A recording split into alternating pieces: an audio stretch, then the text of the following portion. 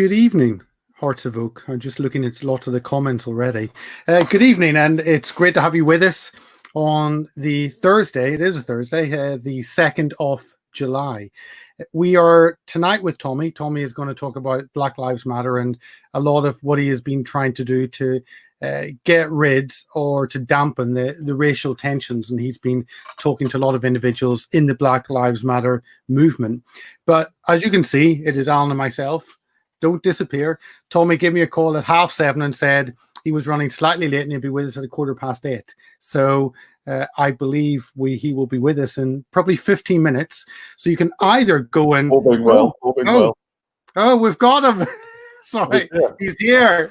Sorry. I can't hear you. I was apologizing, Tommy. What's up? He's here. I just got back.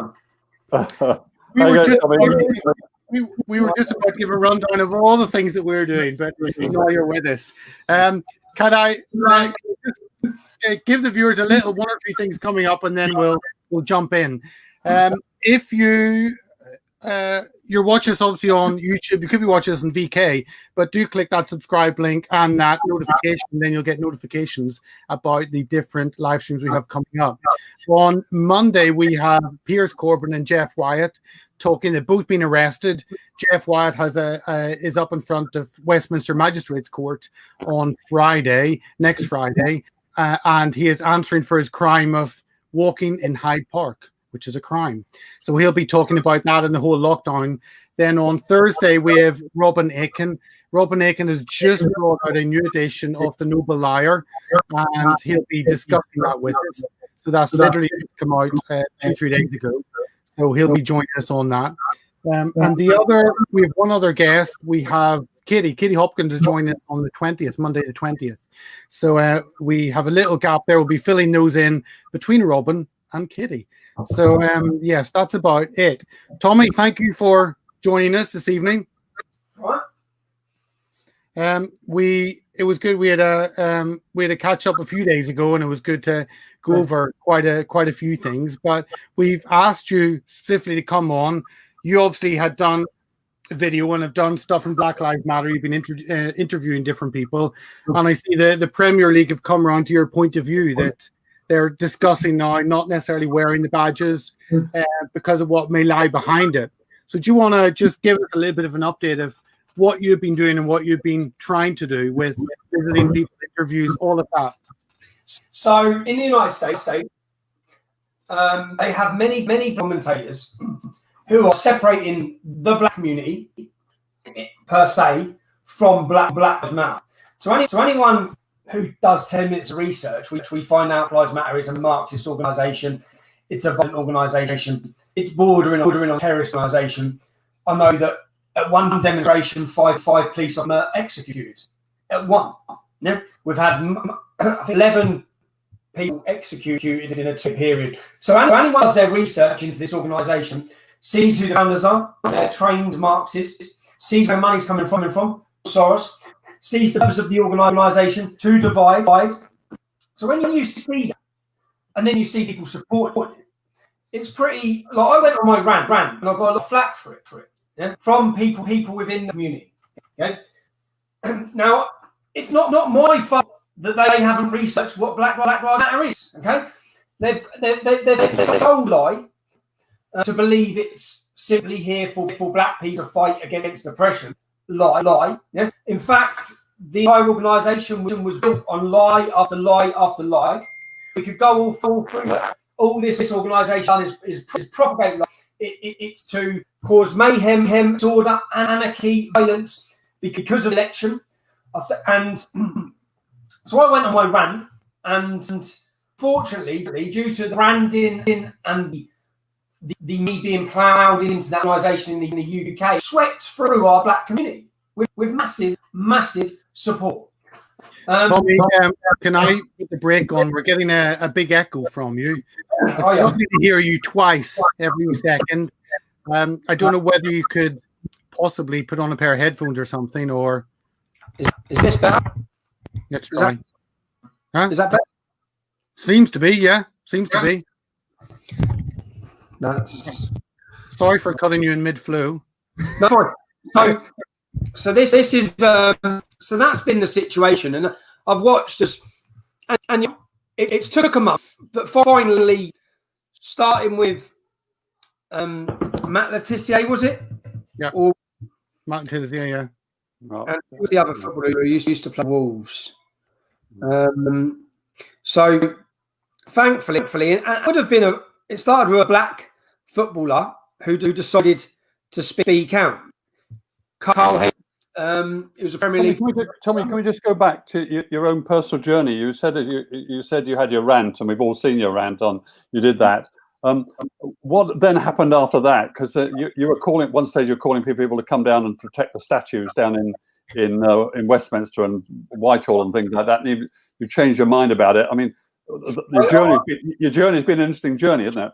I watched as to see how my rant was received, and I then saw that every black man, what I actually done was unify the black youth to then out en masse, or were planning to come out en masse for what was being billed as a black again issue. Now, my presence, that demonstration, would have definitely, with scenes anyway. I'll tell the truth. I sat and watched that demonstration. I watched it at home, watched it in the lounge, and I watched it with my hands, just thinking, please don't anyone get killed, because as I could see the level of anger, the way it'd been whipped up. I think if I didn't go on that was the pushing point for the resistance against Black Lives Matter, because at that time the whole country was just getting on their knees. Yeah? No one was really coming up against it. Everyone worried to talk about it.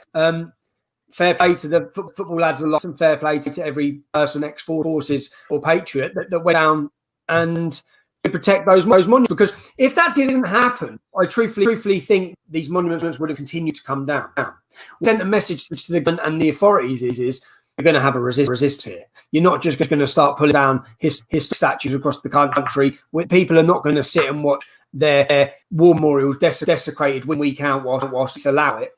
There's going to be a strong resistance. That showed that, but at the same time, it treated a very close line to some serious problems, I think. And all it took was one person to get killed on that day. And even, for example, I watched the Reading terrorist attack, and I saw that it was a field where there were Black Lives Matter supporters. And to be honest, myself, because I just thought, oh no, man. And I didn't know what side this has come from.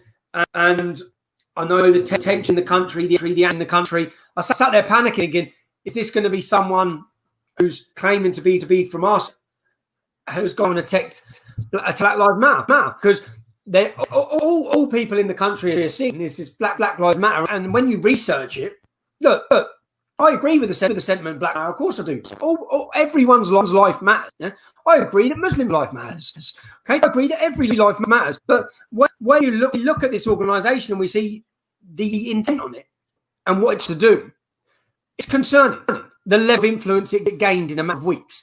So much that it has our oppositions down on their knees, our police forces down on their knees, it has Premier League down on their knees. So coming out the back of that, I saw a couple of people online, representatives of the black community or BLM, and they reached out and said, I'd like to meet with Tommy Robinson. I then spent time contacting these people and wanted to really. So I've had multiple meetings this week. It's been an interesting week, to say the least. I'm going to stop and try something. Try something. Working? Is it working all right? We've got Tommy, could we your sound is I'm getting complaints about your sound. could we see, do you have headphones to put on, or we're still getting a lot of echo? Or maybe I can kick you off and you can come back on again, or do you want to see if you can get headphones? Hold on. Thanks, sir. You've got some headphones. There we go. We've got Tommy with an echo, so you get him twice over. It's all free. It's all free. Yeah.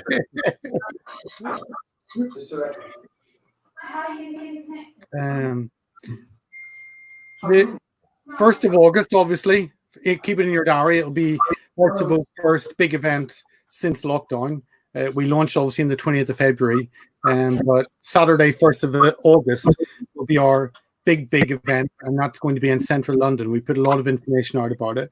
So do put that in your diary. Sorry, it will be 12 o'clock or so in central London. We'll put more information about it very soon. So yeah, put that in your diary. It's a big one. It's protesting about the Rochdale groomers who are still walking the streets of Rochdale. And we've taken legal action against the government. We, Hearts of Oak, have taken legal action against the government, along with a group called Women Against Groomers, and we aim to get these men deported. So not only are we taking legal action against the government, but also we're going to have this rally on the 1st of August, and we want to deport the Rochdale Three, and it's going to be black and white united around that issue. So we're working together. Anyway, back to Tommy. Are we any better with this, Tommy? I ain't got no headphones, so the kid. I bought them all AirPods or whatever they're called.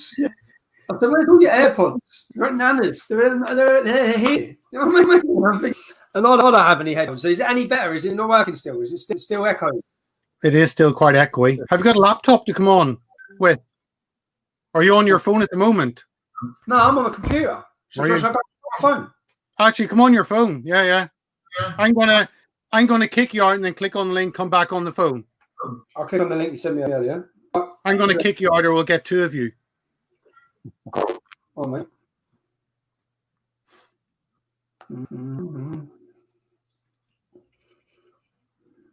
StreamYard. Oh, we're going to get some good comments. Somebody says, "I'm going to call it. Tommy's been bugged." So, you're being bugged, Tommy. That's what it's about. Now, Turn going to pop up now. Look. I know. I'm going to remove you, and then you'll come on that. Go on then. Or I'll wait till you come up on that first. So join. I'm on it, you know. Enter broadcast. Please enter your name. Is that what's going to come up at the bottom? Yeah. So you're going to come up side by side, and I'll remove your computer one.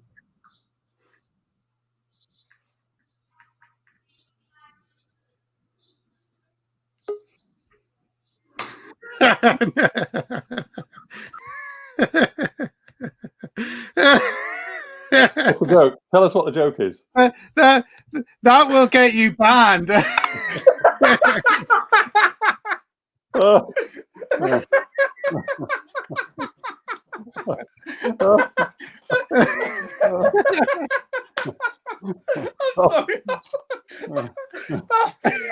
I find that really funny.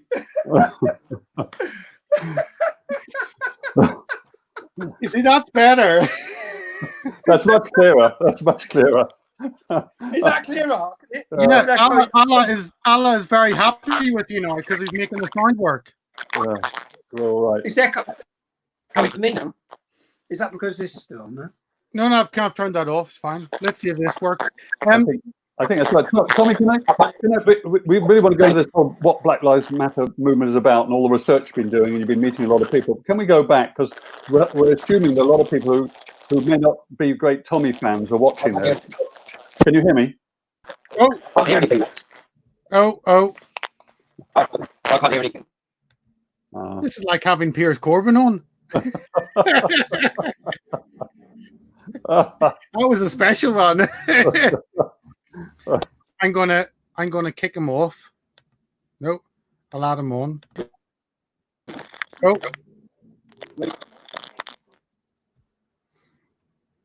We're going to see if Tommy can get fixed. Hopefully his kids will be able to sort out his IT. He needs to employ one of them as his IT guru. Well, there he is. He's frozen now. Allah wasn't so happy after all. Let's...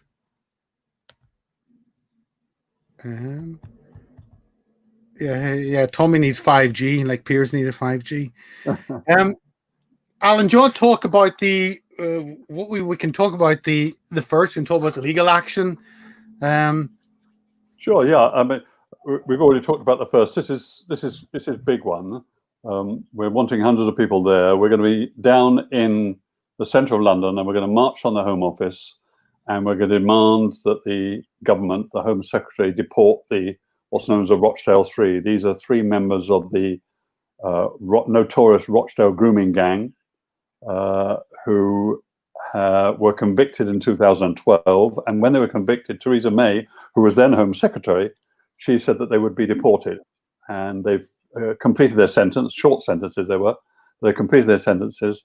The government have stripped them of their British passports, so they're no longer British citizens. And that was 2 years ago, and nothing has happened since. No deportation orders have been issued. Nothing has happened. While a lot of senior politicians have demanded these men should be deported, the Mayor of Manchester, Andy Burnham, has done so. Local MPs in Rochdale have demanded. Nothing has happened. So Hearts of Oak, together with Women Against Groomers, have jointly issued proceedings against the Home Secretary to get these men deported. And we're taking the whole thing through the courts. We've issued our pre-action letter. That has been rejected by the government. So we're now getting witness statements, which will be submitted to the court, hopefully the next couple of weeks, getting witness statements from people up all right the way across Rochdale as to why these men should be chucked out the country. And this demo on the 1st of August is about that. But we want to be more than that. We want to show that we're united as British people. We're united no matter what the colour of our skin. So whereas the Black Lives Matter has turned into a very divisive campaign, we want to be a uniting campaign. So that's really what that is. Now Tommy's back. So can we hear you? Can you hear us? My battery died on my phone. My battery died on my phone. Story of my life. But is that better? I've disconnected this microphone on the computer, so now I'm talking through the computer. That sounds much better. All right. Tommy, can I go? We really want to push on down. We drill down on this whole Black Lives Matter thing. I know you're having lots of conversation with Black Lives Matter people and so on this week and next week, and organising to get people together and so on. But can we just go back for people who don't really know about it? You've been called a racist all the way through, and people accuse you of being a racist. So for those that believe you are a racist, that what the Black Lives Matter people were saying about you when you went on your rant would prove their point.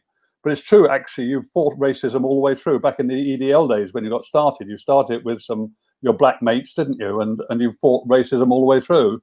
So can you go back on that? That's the background to where we are today, isn't it?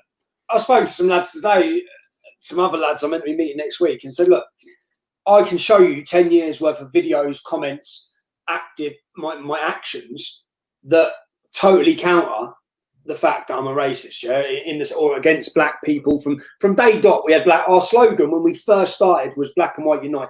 The first ever rally we had for the EDL said we stand with our brothers who are victims of jihad in Nigeria, because there'd been a massive attack in Nigeria. We made it very clear, I made it very clear in my speeches, in my actions, as an organisation, that we welcomed everyone. I think the dangerous point we're getting to now, I've gone on a rant, and basically what I've done is I've given the people who have disliked me anyway, I've given them the ammunition they've needed to then basically say, see, look, like I had mates saying, mate, I've had people say to me, see, now he's finished with Islam, now he's on you lot, now he's on your community. But that's not the case. That's come across like that because people are taking it that if you criticise Black Lives Matter, you are criticising black people. Whereas Black Lives Matter and the people orchestrating and running Black Lives Matter are not even black people. And do you know what? I've actually proved that this week. I held a meeting this week at my home. I had activists come. One was very vocal activist from a town for BLM. There was a few of them that come. And this one girl, she come, and we also had Luke, who made a reaction video to my video, who come down from Scotland. Very intelligent, understands the ideology behind this. I've done an hour-long interview with him separate to speak to him about his beliefs, where he comes from. I think it's important that we have black voices in the UK who are countering this argument, to separate, to show that actually members of the black community aren't Marxists, don't want this. So that's what I was doing. And when this girl started ranting, and the question was asked about black people being killed disproportionately by police, I believe Luke said, no, actually, that's not true. You know, that's not what the data shows us. She then went on to call him racial slur after racial slur after racial slur, and then threatened to smash his head in. Let's be clear. You haven't said it. Luke was black, isn't he? Luke is black. She's black. They're both black. Yeah. Luke's black. Yeah. And then she went on to say she will violently beat the hell out of him. And look, the thing is, when I've done my interview with Luke before, I said, what sort of criticism do you think you'll get? What sort of names do you think you'll get called for coming out and telling the truth about this issue? And every name he predicted he would be called. This girl an hour later called him within one little 10-second period. Then she threatened to smash his head in. And Luke's point was gold. It just said, this is the problem. It's emotion. Yeah, quick violence. And Luke then asked, because there was about 5 black people that come, and all of them were pretty much ganging up against Luke. And Luke went round each one of them. Have you got the data? Do you know the data? No. Do you know the data? Do you know the data? Do you know the data? So you're all here basing your argument on what? Because you're not basing it on the facts or the research into deaths in police custody, into arrest rates, into murder rates, into anything. And what we've got now is an entire population in this country being whipped up on lies, on false narratives. Now, that's not to say there's not some serious issues within certain communities with policing, with things that have gone on, but they're in our community. We've got those serious issues. Our daughters are the daughters that have been gang raped across this country. Well, I can name you multiple racist murders against white people that no one in this country knows their names. So we feel the same. That's the point I was trying to make to them, is you're seeing this from you're going into historical abuses, into slavery, into how long you've been oppressed through history. But we can all pick that. My mum's from Ireland. I could go into Irish history. Yeah, I could go into. We can all do it. We can all pick faults. But that's the point. And the fact. But at that same time, so whilst the girl was let herself down completely, yeah, one of the men there was absolutely gold. He works to prevent violence within the black community, black on black crime. That's what he dedicates his life to. I think he's probably lived a life after speaking to him, in and out of jail. And I found that at each meeting I've gone to. So there's such a diverse group of opinions. And basically my purpose in this was to, when I sat down with these in the first meeting, I said, let me ask you if you agree with these things. And I started and read out 5 points. One of them being, do you want to break up the nucleus of the family? Do you want to break up the family? Do you think it's good to have a family? Or do you want to break up? No, of course I don't. Do you want to tackle the stranglehold of heteronormativity? So men being with women? No. Do you want to smash capitalism? No. So, okay, these are all the main points of Black Lives Matter as an organisation. So what exactly is it about the organisation that you're offended about? Because I had a rant against that organisation. What is it about that organisation that you actually do support? What points is it? And the insanity in it all is, even with this young girl who's a business owner, I then asked her, Black Pound Day, explain to me, because this is so divisive. I've gone on the comment section and I've done negative and positive comments under the BBC News article. 93% are against it. 93% are making negative comments about Black Pound Day, about it being racist, about it being divisive. 93%. So if that's meant to help the black community in any way or help racial tensions, it's not. And then when I asked the purpose of it, the girl said, well, it's to give black entrepreneurs help and thrive their businesses. Oh, it's capitalism that you want to smash, that you want to get rid of. So you're sitting here as a business owner, yet your organisation wished to tear down capitalism. And this is the real telling part. After that meeting, I received a phone call, and a phone call from quite a posh, educated-sounding lady. I speak to her for 17 minutes. I've recorded the phone call. It will all be in my video that I put together. I record the phone call, and she's asking me. She's the PA of the girl who went on a bit of a racist rant and got very angry and wanted to commit violence, yeah? Or offer violence. Now, she said, can we not show that footage? I said, who are you? She said, I'm her PA. I said, you're Sasha's PA? Yeah. What are you her PA in? Black Lives Matter or a personal life? Everything. Okay. So you're a PA in everything. And then a PA for everything. I know. And I spoke to this girl. For 17 minutes, and all she went on about was Marxism. Yeah. And then it got to the point I said, if you get rid of capitalism, what are you replacing it with? Answer the question. You want to smash cap. She was trying to get to the point that capitalism is racist. Yeah, it's that racist. It's that racism that's dividing everyone, etc., etc. This was her point in her argument. And then at the end of the conversation, I said, "Can I just ask you one more question? Are you black?" No. And I was like, but this is the problem. You have a political ideology that you cannot push on your own. You cannot win at the ballot box. You cannot. You tried with Jeremy Corbyn. You tried with Hillary Clinton. You can't win. So what you've done as Marxists is you've hijacked and taken over an issue about black people's rights because you know you can wind them up. You know they'll go out and commit violence. You know you can get them on the streets in their masses. And all of it, it's nothing to do with black lives. That's what, because she didn't mention it in the 70s. Can we just get this clear, Tommy? So this woman that you were speaking to, she's white. I'd say she's a handler. I'd say she's a handler. She's a? I'd say she's a handler. I got off the phone and said that's her. She's a white middle class Marxist handler of the black girl that you was black, working class girl who's angry about things and being whipped up and then being directed and what's it for? This is what got me so angry. Where in my angry rant, I said, it's a Marxist. You're trying to bring in Marxism. You're trying to smash our society. You're trying to get rid of the police. You want total anarchy, so you can come in with a communist solution. That's all you're trying to do. Yeah. But then, so that's one meeting, and I went to a meeting yesterday that I was pretty lucky to walk out of. I think because I don't go places with security. People see that, yeah, because I think it sends the wrong message. In the sense that I went to Newham. I got invited to Newham. I spoke to this lad. He said, "Yeah, come down to Newham, meet us at this gym." So I went and I've done a little piece to camera saying, "I wonder what we're walking into here." Yeah? There's mosques everywhere. There's this metal shutters.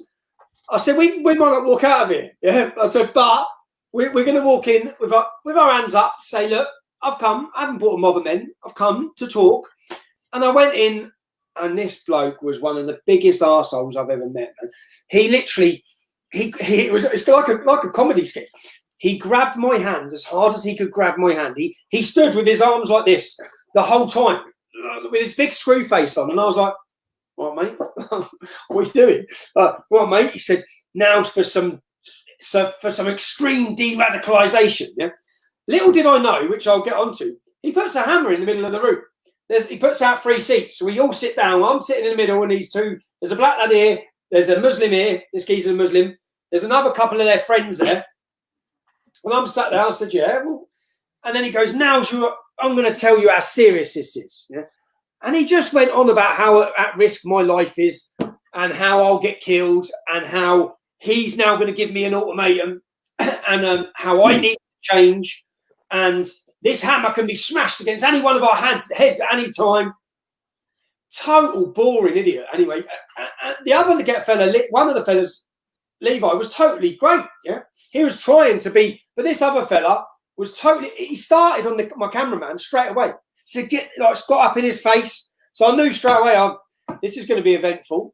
Like this man, but you know, I've looked up and found out this bloke works for the government's prevent scheme. This guy works.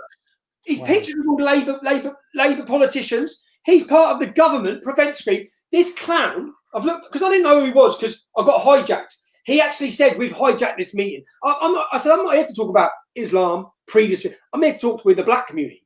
My dad's black, or his dad's a Pakistani and his mum's black. Right? But your problem's to do with what I say about Islam and Muslims. Yeah? That's your problem. Right? I'm here to talk to the black community about Black Lives Matter and about the tensions between black and white communities." But that's how, and this discussion went, and then some lads tried getting into the place. So the camera footage finishes. I'm sat there and I look because I see feet all outside, and I think, "Oh man, I've fucked up here big time. I've walked in and put myself on a plate, and then boom, boom, boom, but they're bashing the doors, and I'm like, I said to lads, like, fucking hell, lads, like, I think it's pretty cowardly. I do. I still think his actions. I would never invite anyone to come somewhere to be mob-banded or standing there to then try and intimidate them. I said, if you're trying to, he said, you walk outside that door, you'll die now. I said, I'm still going to walk outside that door. This de-radicalisation program isn't working, because I'm still going to say what I'm saying. If you're here to tell me, give me this big telling off with a hammer in the middle, and then you think I'm going to walk out of here and not talk about what I talk about, I don't know what planet you're on, mate. But he really thought he was, to be honest, he really pissed me off. And in a different scenario, because I just sat there and thought, I knew the whole time I was trying to play it diplomatically, because I could see and sense we were minutes. He made it very clear as well. This is the streets. He thought he was such a gangster, and he was just a clown on steroids. He said, this is the streets. There's no rules on the streets. There's no police here. There's no prison screws here. No one will be stopping this shit. I was just like, oh, mate, it's Tuesday afternoon. Or whatever. I'm starving. And I'm sat here listening to you ranting at me without a single argument again. Because what I said is, tell me what I've said, mate, that's problematic. No, he can't, can he? He just wants to scream. And this is the problem. And then I bought loads of paperwork. And he said, what's that? What's that? I said, it's called research. Yeah? This is what gives me my opinion. Yeah? This is where I base my opinion on. It's facts. Put that down. Put that down. I said, put down the stuff that is why we're here. We're here because to counter the lies that are being perpetrated by the media, that black people are being hunted down and murdered in the streets by police. And they're not. So if they are as much as any other community are, and in fact, less when you go through the statistics, but that's what I done yesterday. I've got more meetings set up. I hope they're more successful than that. I have a good one that we're working on for next week with an audience. So we're going to bill it a bit like Question Time show, where I'm going to be sitting with a black nationalist to debate, discuss. They want to air issues with me. I'm happy to answer any questions to anyone, anywhere. Because I think that, more importantly, I think it's important that the black community distance themselves from this Marxist mess. I think it's very, very, because friends are falling out across this country. Communities are being broken across this country. I mean, I'm speaking to one mate who runs a gym up in Derby. He's like, mate, I've trained with these lads for 15 years. We fell out because they're arguing for Black Lives Matter, even amongst my own friends. I've got the black lads supporting Black Lives Matter without knowing anything about it, just because it's got black wrote in the title of the name. And the equivalent, it's like the equivalent. I said, mate, the racism, the extremism, and the violence coming out of that organisation, and everyone's walking around on the back of their football shirts, is disgusting. It's disgusting that our Premier League have not done any research. It's disgusting that they have politicised the sport that this country loves. It's disgusting that they've done it. And it's absolute, I feel ashamed that no British footballer stood up against it, and that all of them got down on their knees like little bitches to Marxist thuggery and intimidation. Because this organisation is intimidating businesses across America. It's that their leaders are on TV saying we are going to burn the country down. Yeah, their threats of murder and violence. They've murdered 11 police officers in a 2-year period. Yeah, that's not to include the black people they've all been killing recently. But I think what you'll find by the end of my meetings is that many of the black people I'm meeting are actually opposed to Black Lives Matter as well. That's what I'm finding as well. It's a total mix. But that's what. But Tommy, it's a powerful statement. Black Lives Matter, isn't it? I mean, and it's one that everybody can get behind. The problem is that to separate the Marxist organisation behind it from the label they've labelled them. So it's been very clever, haven't they? Get that label. Yeah, they've been very clever, but not that. But really, the organisation's been going for 8 years. So I saw Carl Henry, the footballer, said we can go under the banner of Black Lives Matter and separate ourselves from the organisation. He said if an organisation was called Thank You NHS, it doesn't mean, and they were bad, it doesn't mean we wouldn't go under the banner Thank You NHS. And I think that's bullshit. If there was an organisation, say like the KKK, well, you could form a KKK here, could you? Talking about white people, but then try and separate it from the KKK in the United States. No, you couldn't. No, you couldn't. You'd have to be aligned to the violence, to the murders that organisation has done, to the extremism, to the segregation, to the separation, to all the problems that organisation has done in the United States. The problem is that people in the UK have not followed that organisation for 8 years. And whether they and I was going to make a video after I went on my rant. I was going to detail. I've done an hour-long video. I was going to do a video saying in 12 months' time you'll all be able to sit there and say Tommy Robinson told you so, because that organisation is not for you.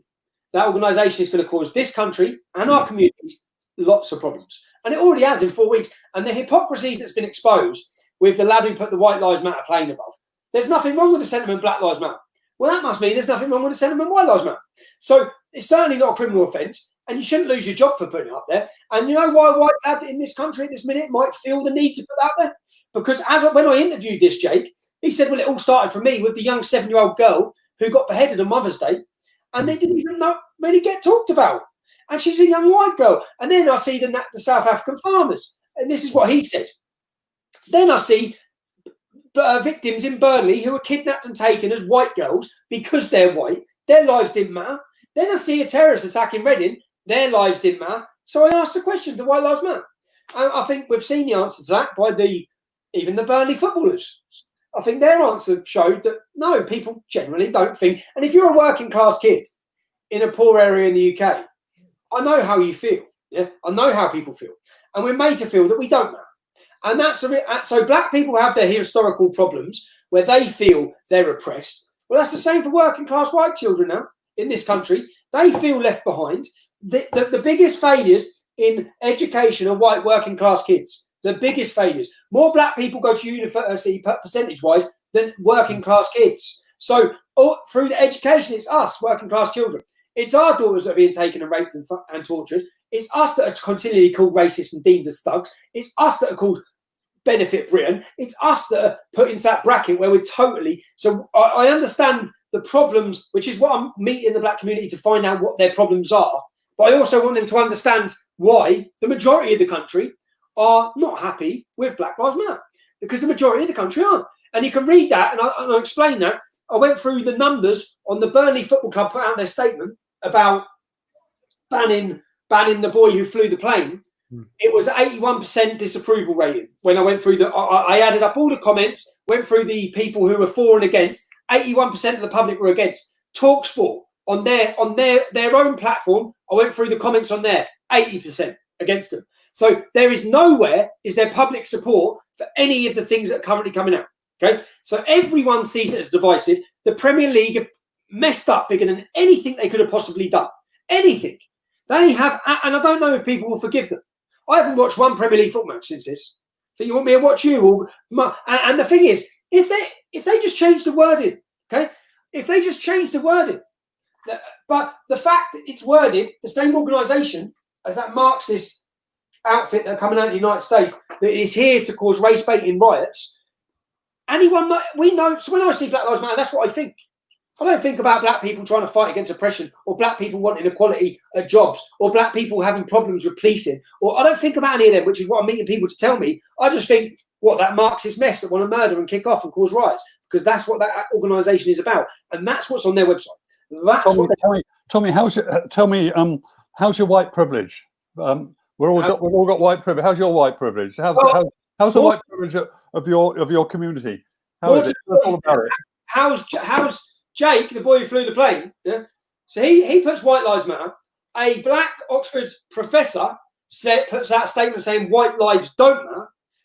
Jake gets sacked. She gets promoted. How's Jake's white privilege? That's it. Do you feel privileged, mate? Do you feel privileged? Losing your job, coming under attack, whole country, every media. The thing that was annoying, he had journalists outside his house for 5 days. I was talking to him. And do you know what? My interview of him is going out. There was a few hiccups. He'll be going out in the morning now. But I met him. I was 25 when I started the English Defence League. Yeah, I know what I worried about. I know what I thought. I know what happened to my mum. I know what happened to my wife. I know what happened to my family. So I know what in this week, what's happened. And with the media, with all these things, with the worries he's having. So, and I saw, you can put a brave face on these things. Men do it. Mate, he's in a bad place. And he's in a bad place with no support. Because he's lost his career, his job, his livelihood. He's never not worked. He's never been in trouble with the police. He's a kid from a working class estate in Burnley, yeah, who's tried to do his life right. A normal working class kid, yeah. And he's left on his own and deserted and totally messed for. And same as Mrs. lost her job. I kept asking him, what are you going to do? I don't know. And then I know the worry. I spoke to his mum because I know the worry that his mum will be going through because she's going to be worrying about him. How's his mental health going to be affected? We always hear about mental health. Well, you've all jumped on this kid. Yeah. You've all jumped. What's it get? So is the punishment right? You think that him losing his job, not being able to get work, being targeted, having death threats, his missus losing her job, his mum having a mental breakdown, you think all of these things are just cause for putting a plane up in the air to protest against people being murdered by terrorists, etc.? It's not. I mean, how is it that so many, how is it the directors or the managing director of that company decide they're going to sack him? Why is it that the aerodrome which he flew the aircraft from, they've disowned him? The aircraft company disowned him. His partner's lost her job. What's going on here? I saw, not only is it Burnley directors who decided that the Burnley captain, whatever his name is, he all bowed the knee. The whole lot of them, like Yorkshire Tea. I saw Yorkshire Tea. They had a row with one of their customers. It was quite public. There were customers complaining because they were doing Black Lives Matter, and they said to this customer, "Don't drink our tea, Yorkshire Tea." You know, I mean, what? If you can't, they're saying if you don't buy into Black Lives Matter, don't drink our tea. Well, what's all this? What's it got to? How's it got to here? It's the thing's utter madness. What's going on? Well, what's happened with Jake and what's happened with his employer is they've just been bombarded, contacted, harassed with continued threats, and they've given up because I guarantee you, when I went up to Burnley, I spoke to someone whose relative plays for Burnley. The players don't support Black Lives Matter. The players don't. Yeah, the players didn't want to do it. The player when that captain was sitting there, took it upon himself to say how disgusting it is. Well, the rest of the team didn't think that, but he's gone and given what he's been told to do. You saw Matt Letizia, the footballer, said he spoke to his employees about wearing the Black Lives Matter badge because of the politics behind it. And then someone said to him, "How did that conversation go?" And he just said, "How do you think?" We're basically told, "Shut up, shut up." We're pushing this. We're pushing this to the whole country. We're pushing this divisive politics to the entire country. We now want to divide the country in black and white, which is, and it's worked. And that's where I put my hands up because I played my own part in that by reacting to it, organising a rally and not thinking of the consequence of it. But I think people have just surrendered and bowed down and shit themselves, if I'm honest, because of their businesses. They have livelihoods. They want to protect their company and their assets and what they're doing. So they've got rid of him. But Cambridge University, yeah, Cambridge University. The story is, isn't it? I mean, with Nigel Farage, when he dumped out of LBC, it was the advertisers that got onto LBC, and LBC just decided they couldn't afford to lose their advertisers, so they dumped Nigel, and yeah, that's the way they work, isn't it? Nigel never spoke up about anyone else getting dumped. I mean, it's come to eat him now, isn't it? It's come to eat him. I was sorry. He just everyone else was far right thugs. So well, now Nigel, you're a far right thug, mate, and you've been dumped because your politics are divisive and hateful, Nigel. No matter how much you thought you'd throw everyone else under the bus and it would keep you safe with a big multi-million-pound contract, it hasn't, has it? But it's crazy that we're in a situation where we have a Conservative government who have not been Conservative on anything and have been frightened to actually engage on this. And actually, it's taken Keir Starmer, leader of the Labour Party, to actually come out and say he doesn't agree the police should be defunded. He doesn't agree with that parts of Black Lives Matter. And suddenly then everyone is talking about it. And it's just a crazy topsy-turvy world. And he came out with that. And suddenly the BBC did a 10-minute slot on one of their news programmes. And it's taken a Labour politician to actually say common sense for the public and the media to actually engage with that and talk about that. And everything they're all saying now is everything we knew. Oh, right, you're all coming out now. But 4 weeks ago, I was a total scumbag for talking about it and saying how divisive it is and saying that it's Marxists. And so, I think you should get a banner tooled and say, "I told you they're a bunch of commies." People knew it. That's why it's so frustrating. When we know it's a communist revolution, they're trying to launch a communist revolution. That's what they're doing. And what's it? Looking at, what is it, the Chaz zone that they've set up in the United States? What's the first thing they did? They built a bloody wall. They protected it, built a wall, built boundaries in their new little compound, and then set up armed security. And then exactly what they want to rip down is what they created. But Do you think, obviously, you did that video a week ago and explaining what lay behind it, and it's all there on their website, and yet the media, politicians haven't been bothered to actually click and read an about section on the website, and it's there in black and white. Do you think that? I think most of them do, but because of the branding of it, they're all cowards. Yeah. It's got black in the title. They didn't know what. Oh, we better just shut up and get down on our knees for this one. And hope it blows over. But do you think, I mean, a week ago, the concern was we were heading towards full race rats on the streets. Now, actually, some people at the top of society have begun to realize actually something lies behind this that isn't good, and they voiced that. Do you think that may take away some of the pressure that's built up in this and stop us having those rats on the street? I think the more people, when I started this, none of these people had spoke out when I started reaching out to these groups. And my intention was, and I generally believe it, I believed it, we're going to head for massive chaos this summer. As we build up to the 2020 election in the United States, it's going to be whipped up more and more and more. And as it's whipped up more and more and more, the media push it more and more over here. It's going to get the anger levels of young, black, disenfranchised youth up and up and up. And then we've already seen it. We've seen the attacks. We've seen them setting up the police, battering the police. We've seen violence erupting. We've seen it. And I just thought that's going to get worse and worse. And to be honest, I've sort of stuck my name right in the middle of it because I don't really usually talk about race. I got involved in this because I knew what was behind Black Lives Matter. And as I said, I always say I like to say what many other people are too afraid to. And Black Lives Matter needed confronting as an organisation. And everyone's played a little chipping part in it. And I think that Kyle Henry, the footballer, it was needed so bad. And then I've seen other footballers now coming out. And I believe there's a group of captains from Premier League clubs who have been talking together about making a public statement. But they're all nervous. Everyone's so nervous to speak up against that. In fact, I said, what's crazy is this has been harder to talk about Islam. It's been harder to talk about Islam. Because and the problem is, can we separate we can talk about Islam without hating Muslims. We can talk against Black Lives Matter without hating black people. Right? It's an organisation, and it's a bad organisation. So yeah, but now a lot of the black people I'm talking to, even today, they're all finding out now. Because 4 weeks ago they didn't know. They just knew BLM, standing up for black people. Not many of them researched it. But it shouldn't have took us to do that. It shouldn't take us to do that. What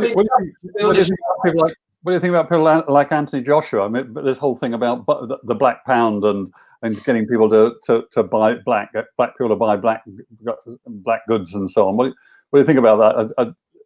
It was less than helpful, is it not? It is a racist arsehole. All the accusations of me being a racist. There's no footage of me being a racist. There is of him. Right? Him standing up there. What a kick in the teeth to every boxing fan, to every white boxing fan that supported him for his career, that's give money for his career, that's paid to watch his fights, that's made him the man he is, right? Because to be honest, it's only because of his PR status, because he's shit anyway for heavyweight boxing. Tyson Fury will knock him out, but it's only because of the PR behind him. Because in genuine, I'd already spoke to people who know him in his hometown who said he's a horrible bastard. So this whole PR campaign, big smiling Anthony Joshua, Mr. Nice Guy, is rubbish anyway. And anyone close to him knows that. Because this was the second thing. He'd already sent a private DM message to another boxer at the start of his career talking about the black superior race. It was already clear that he believed blacks are superior to whites. This latest thing, don't shop in their shops. And do you know what the clown said? He said, I read someone else's speech. So Anthony Joshua, you're that bothered about black people's rights that you can't even speak from your heart on the issue? You clown. Do you know why that is? Because nothing he said over the last 5 years is from the heart, because it's all scripted bollocks to build up a career for him. That's what it's all been. The next Fury Joshua fight should be interesting, shouldn't it? I don't know if you've realised I don't like Anthony Joshua. Because I know he's a racist, because I know he's a wrong one, and because come on, Fury! The whole country's waiting for it. And that's not a black and white issue either. That's a hero arsehole issue. I'll get those comments. I always do. Whenever I say something, Joshua will knock you out. Yeah, well. So, Tommy, where's it go from here? What's next on your next week? You've got a meeting next week, yeah. I have more meetings. The one that I'm doing on a panel with an audience will go out as a singular piece, a debate. I think it's going to be a very well watched debate. I think it will do very well because it's we're talking about the issues that a lot of the people in this country currently want talked about. It shouldn't really take us to do it. I think there should be question time doing it and getting the right people involved in it. But we've organised it already, so that will go out. The other pieces I'm going to put together as a mini doc, little pieces from each meeting we're having. Talk about what my goals were at the start of it. See what I find, and what I'm finding is I met one great bloke.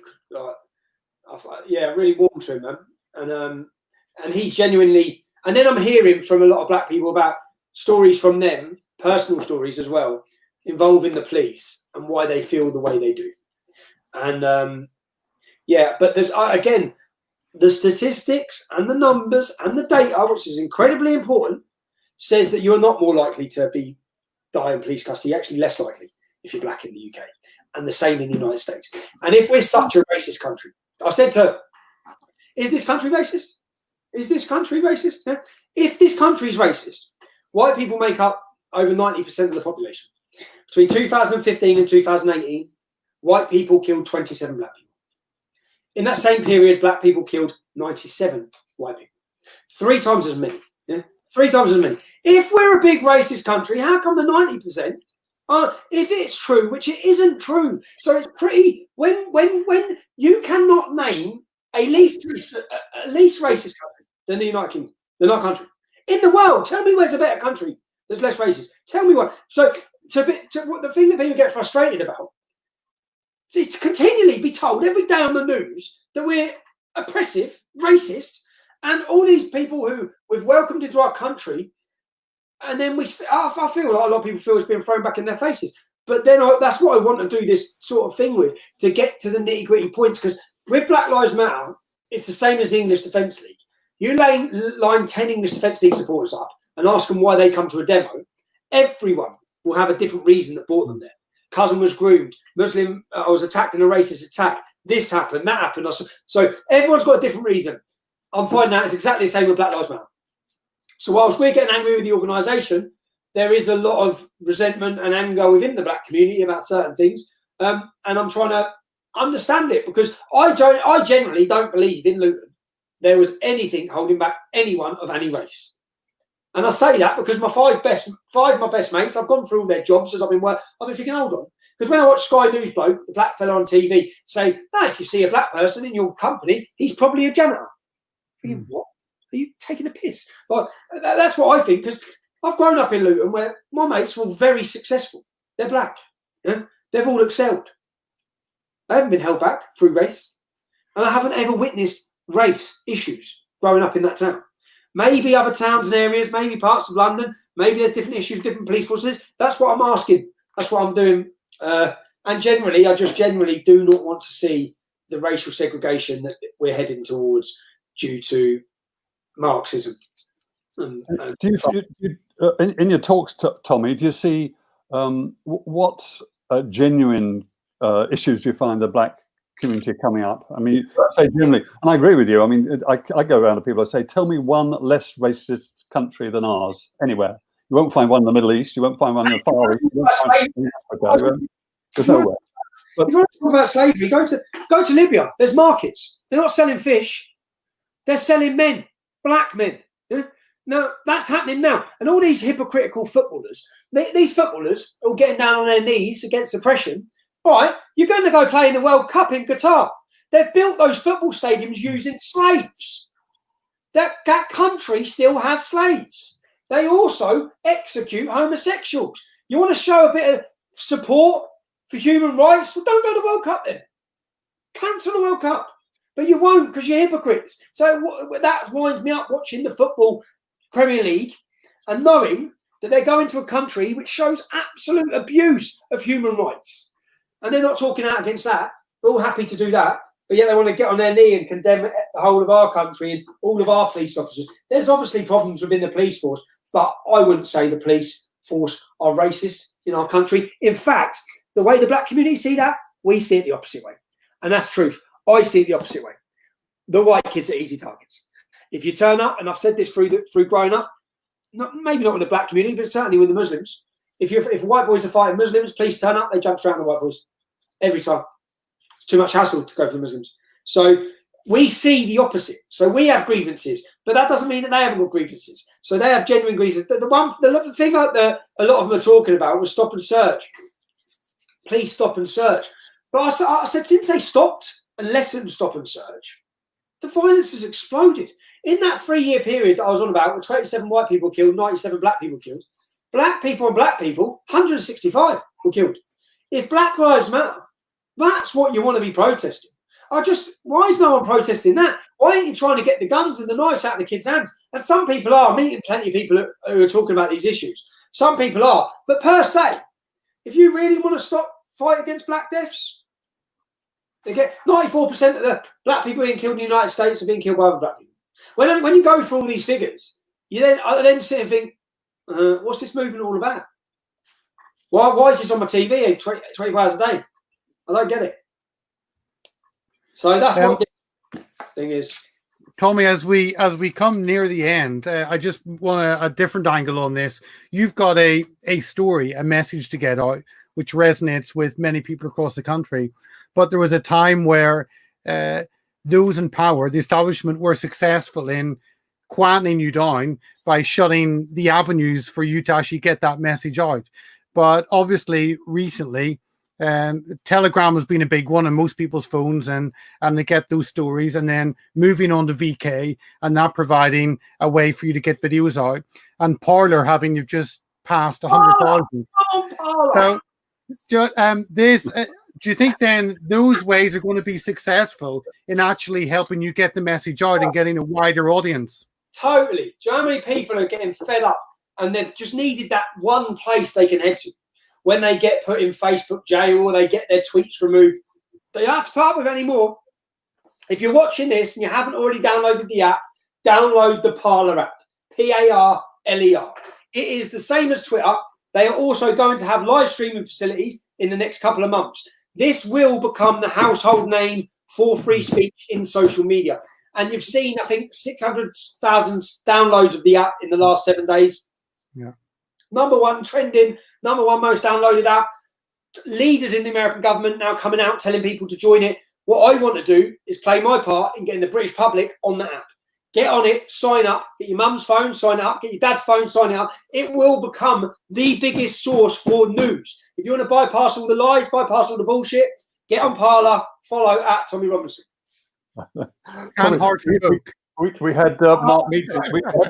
We had on live stream on Monday. We had Mark Meacham, Count Dankula, and he was guessing. I mean, he's into all this, and he was saying how the mainstream media, how Facebook and Twitter have now become mainstream media. They become the same as the rest, and these new ones go up. He said the problem is people like Parler and VK, in due course they'll become mainstream media. We'll have to move on to somewhere else after that. He said it's like a chase going on one after the other. But anyway, let's enjoy Parler while it's there, and let's just do it. I'm enjoying it. I certainly am enjoying it. Joe, I'm enjoying it because I like making videos and knowing I'm making people think or bringing things to people. And it was really disheartening, man. And it sort of takes away your drive, because I think you run around, you make a successful video and it's going to reach 40,000, 50,000. I looked at the promo I done on Parler. It had 500,000 views on Parler. So then straight away I think, right, that's 500,000 views. I've only been on this app a week. And that's on one video. I think if I went through my news stories, I look at each one now, they're getting over 100,000 views each story we're putting up. So it's encouraging, and that's excited me to think now I can go out, I can make videos. When I make a video, I know I'm reaching people, even when I share a news story. The best thing that I become when I had Twitter, I become the focal point for people in this country who want to see what's going on around the problems I talk about. They come on, I share things all day long as a news source. And that's basically what Parler is. Fantastic. Yeah, really good. Tommy, one last thing. As you know, Hearts of Oak, we've got this demo on the 1st of August about these 3 Rochdale groomers. We need to get them deported out of the country. You're going to be there, aren't you? You're going to be there on the 1st. You're going to be speaking there. You're going to be supporting it. Is that right? And, yeah, and we want to be black and white unite around that issue too, don't we?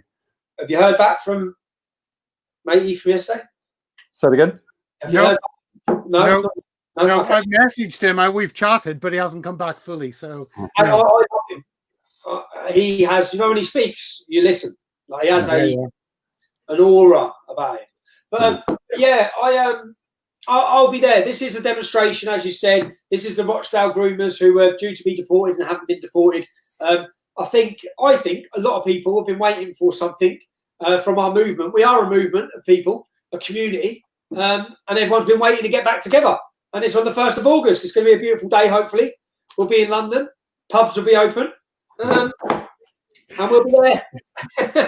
We'll be there highlighting and demanding that these 3 men are deported, because these 3 men, the victims are now bumping into them in Asda, right?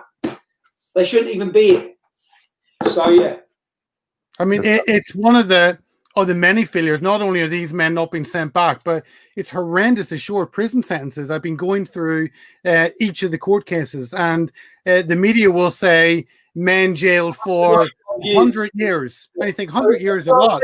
Yeah. And then they're like 20 of them, and you think, oh, they've got a couple of years each, and they get out half the time for good behaviour. What I was shocked about when I started going through it, they go on to do it again. I found 3 of them. I found 3 of them were sentenced for grooming and come back out and done it again. And they should be deported. Yeah. So, the other thing we're looking at, Tommy, is while I'm on here, I was covering the Barrow story. The news story in Barrow, which there's a lot more to that. And how do I say it? The campaign have not been honest with the public. It's as simple as that. And I wanted to show people the truth. In fact, there's a lot of people that haven't been honest, who have been talking about this, who know a lot more than what they've been putting out off their platforms. And if people are supporting a campaign, they need to know the truth. They need to know all the facts. And that's what I was in the process of bringing to people. I was arrested. Someone spat in my face. I was held. I've now been bailed till September. I have all these conditions. It's a bit of a worry for me, because when I'm on bail, if they pull you back in, you're on remand. So I'm not allowed to talk about child exploitation. That prevents me doing the work I was in the process of doing. So yeah, that's September. I've got to go back in September on that. And what's the latest on the Centre Park thing and you and your daughter? And all that? Well, he's been charged, but I've also been charged. My defence is based along citizen's arrest, and I'm going to be having a meeting in the morning with my solicitor about it online, but I'm just waiting for a court date for it. Okay, good. And another thing, actually, because I was going to do a separate video, but I'll do it now. We got a second? Let me grab a letter. One sec. You're getting it fresh off the press, whatever it is. There's so much going on, isn't it? So yeah, amazing. Well, we had a good hour of it so far, and going in. Anything else any other notices? Can we do the notices while we're waiting for Tommy? Peter? We don't really. Piers and Jeff on Monday tune in for that, talking about their court case. So the whole lockdown and how it's destroyed society, but that and then we've seen the lockdown being a mockery because of the whole thing with Black Lives Matter's demo. Yeah. Okay. You see, yep, Tommy. This should terrify everyone, yeah? Okay? Because this is, dear Mr. Lennon, I've banked with these for years, yeah? We're sorry to have to close your accounts. Right? So they're not happy with just doing your PayPal. They're not happy with doing your Stripe. They're not happy with closing down every single one in social medias. Now your banks. I've already had this done to me by NatWest. Right? Now it's HSBC. What they go on to say is, if you choose to switch to another provider using the current account switch service, which I guarantee you, it'd be impossible for me to get another bank account, right? Or open an account with another provider, this must not be a member of the HSBC group. Our decision and this letter is notice conforms to the terms and conditions of your account. Now, do they say why, Tommy? Do they say why? What's their reason for closing it down? We reviewed your accounts, and our decision is that we no longer will be able to provide you with our banking products and services. No reason. I had this with NatWest. I've already had this. I had this with NatWest, and what they say there is you will receive your money. If you do not get it, we'll send you a check to your address. So that's for direct debits. Do you know what I mean? But what I mean is, where they want a cashless society, yeah, which is what they're billing for eventually, a cashless society, when they just delete you, It's hard enough. You can't have any social media. You can't have this. You can't have a bank. How do you live? Well, that's all this is about. It's just messing with you. So why would HSBC? I'm totally full on with my bank account. I've used that bank account for years. Years I've been with them. I'm in a very good relationship with the bank. I go in there and speak to them all the time. But this will be way above their rates. Tommy, I'm wondering, and it's never good to share thoughts on live always, but I'm wondering how many of the 400 odd who have been jailed for involvement in grooming gangs have had their bank accounts stopped if the bank of HSBC. Well, the date that I got this letter, the date this was sent out was 2 days after I went on my rant about BLM. So I didn't know if it's to do with that. At least you didn't call them the Taliban. Yeah, I know, yeah. Nigel took the heat off me a little bit there. He came out the next day, I was like, oh, thanks, Nigel. You know, I was getting it. Then I saw Nigel Farage trending BLM Taliban. I was like, oh, yeah. You like him after all.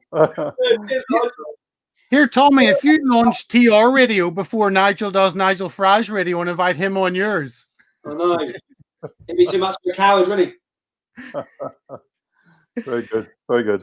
Thank you, Tommy, for your time. Thank you. And our viewers, join us on Monday for Piers Corbyn and Jeff Wyatt talking about their being arrested and everything on that. And Thursday with Robin Aiken about his new book, The Noble Liar, which has a whole chapter on Tommy. That's the big ex-BBC journalist. He was quite high up at BBC. That's right. Yeah. You met him, and his book's just come out, and there's a whole chapter about you, Tommy. So you and Panorama. Panorama, hey, come on.